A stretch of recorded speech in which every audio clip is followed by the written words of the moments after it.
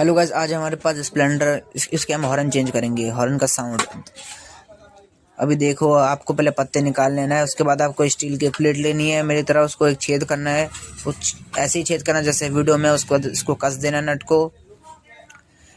आपको नट को एकदम टाइटली कसना है ताकि साउंड एकदम क्लियर आए। अगर आप ढीला कसोगे तो साउंड ज़्यादा आएगा नहीं। जैसे कि देख सकते हो मैंने कस दिया। इसके बाद पहले आपको एक बात सुननी पड़ेगी दिलराज भाई की।